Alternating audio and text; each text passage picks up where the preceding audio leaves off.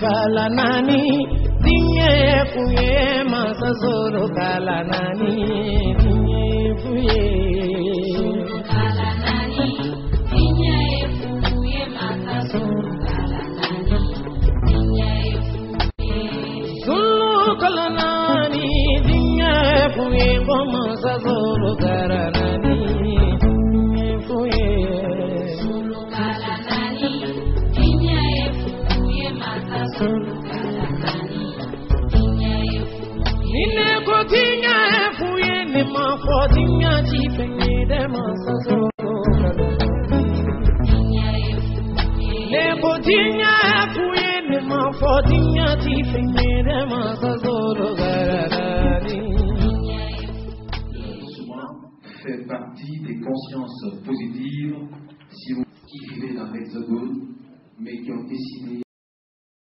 Mohamed Souman fait partie des consciences positives si vous qui vivez dans l'Hexagone mais qui ont décidé d'abandonner tout et de rentrer au pays. C'est un homme qui mérite une attention particulière. Mohamed Souman a voulu partager avec vous sa vision politique aux questions que vous aurez plutôt l'occasion de poser. Vu que le président intérimaire vous a rassuré d'être là, vous personnellement, est-ce que vous êtes sûr et certain que vous ne serez plus l'objet d'aucune attaque par rapport auprès des autorités? Je vous remercie. Donc je n'ai pas quitté la Guinée volontairement.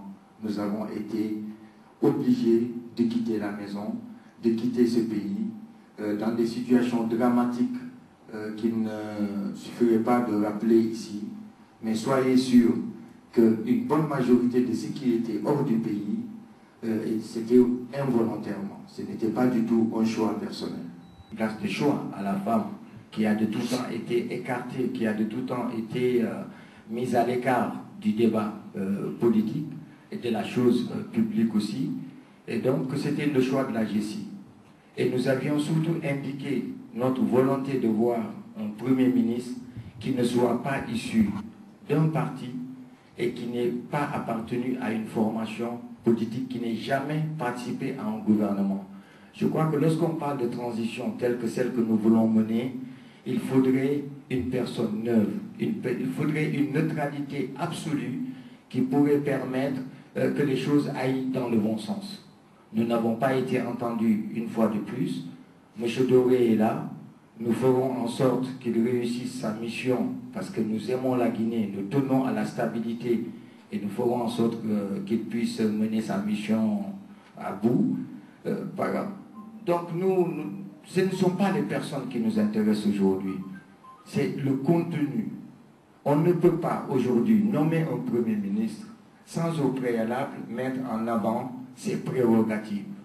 Et vous allez voir que les prochaines semaines vont nous édifier sur la difficulté, sur le fait d'avoir quelque part mis la charrue avant les bœufs. Vous verrez, il y aura des clashs, il y aura des problèmes avec le chef de l'État par intérim. On ne peut pas nommer quelqu'un sans au préalable dire ce qu'il aura à faire. Ça, c'est une erreur politique, c'est une erreur stratégique. J'ose espérer que le bon sens l'emportera et que M. Doré pourra mener sa mission. Maintenant, par rapport à la transition, vous savez, il y a d'énormes problèmes. Encore une fois, on marche sur la tête dans ce pays. On ne fait pas preuve de vision, on ne fait pas preuve de prospective. On ne peut pas aujourd'hui donner des délais, donner des timings, alors qu'on n'a pas encore défini le cadre de cette transition. Nous savons qu'il y a un vaste chantier qui attend ce gouvernement. Il y a d'abord les listes électorales. Nous parlons même de recensement au niveau de la GCI. Il y a la Constitution qui est suspendue. Il y a un énorme chantier. Je crois qu'il aurait fallu qu'on pose les points importants de ce chantier avant de fixer un délai.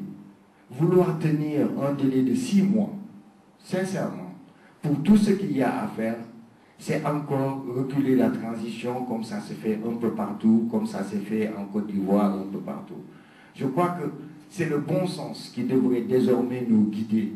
Ce n'est pas là, il ne faut pas confondre vitesse et précipitation. Donc sincèrement, aujourd'hui, nous sentons que c'est mal barré. Mais en tant que parti politique, en tant que Guinéens patriotes, nous ferons en sorte que les choses aillent dans le bon sens.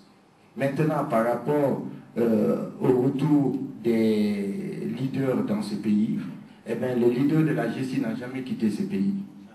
Il était là lorsqu'il y a eu la tentative de coup d'État. Il était là lorsqu'il y a eu les événements du 28 septembre. Il était là. Il vient seulement de rentrer parce qu'il a été faire une conférence de presse à Paris. Donc, je suis rentré en Guinée. J'y suis et j'y resterai. Je ne sais pas quelles sont les intentions des autres. En tout cas, pour ma personne, eh bien, c'est ici que ça se passe et c'est maintenant. La deuxième question, avez-vous des soucis quant à votre sécurité? Ben, la sécurité, vous savez, ils ont coopté certains leaders pour leur offrir une garde. Personnellement, je n'ai rien à me reprocher. Je n'ai pas de garde. Je vis ma vie. Je suis une démocratie inclusive, participative. Donc, je suis en contact direct avec les militants, avec la population. À ce jour, je n'ai pas encore eu de difficultés majeures. Mais on ne m'a pas proposé, on ne m'a rien donné et je ne demande rien. Voilà. Alors, à vous entendre parler de la transition, vous êtes pessimiste. Et vous allez loin pour dire que certainement il risque d'avoir des clashs. Et même une discordance entre l'actuel Premier ministre et le président par intérim. Alors, où peuvent naître ces clashs? Avec des précisions. La deuxième question, on peut lire sur la carte d'invitation de la GCI, bâtir une grande Guinée. En quoi elle se caractérise, cette nouvelle Guinée, vision GCI? La troisième question, je m'excuse, on entend toujours la formation du nouveau gouvernement, le gouvernement de Doré, mais dans les rues, ça chante l'exclusion de tous les anciens ministres de Conté. La réaction de la GCI face à une telle approche? Je vous remercie. À la radio Savali FM, nous écoutons M. Foudé Mohamed. Sans une feuille de route, sans fixer ses prérogatives. C'est ça qui me rend pessimiste. Je pense que, comme je l'ai dit tout à l'heure, on a mis la charrue avant les bœufs. Il aurait fallu dire, il nous faut un Premier ministre pour mener la transition. Voilà ses prérogatives, voilà le délai. On ne l'a pas fait. C'est maintenant qu'on va commencer à dire à M. Doré, voilà ce que vous allez faire. Est-ce qu'il va accepter tout ce qu'on va lui demander de faire? Je ne le pense pas. Est-ce qu'il ne va pas vouloir imposer? Est-ce qu'il ne va pas vouloir légiférer? Est-ce qu'il ne voudra pas avoir la possibilité de signer des décrets? Est-ce qu'il ne voudra pas participer, laisser une trace? On ne sait pas. C'est pourquoi ce pessimisme, ce n'est pas pour dire qu'il est mauvais, non. C'est simplement parce qu'on ne peut pas désigner quelqu'un sans dire le pourquoi du comment de sa mission. C'est à partir de là que je me suis dit que ça risquait de poser des problèmes et d'aller, pourquoi pas, jusqu'au clash. Notre slogan, c'est bâtir la grande Guinée. Vous savez, j'ai affaire à une nouvelle génération d'acteurs, c'est-à-dire la jeunesse, qui ne connaît pas l'histoire réelle de ce pays, parce que l'histoire a été réécrite dans ce pays. La Guinée a été grande, la Guinée a été belle, la Guinée a été un phare dans la sous-région.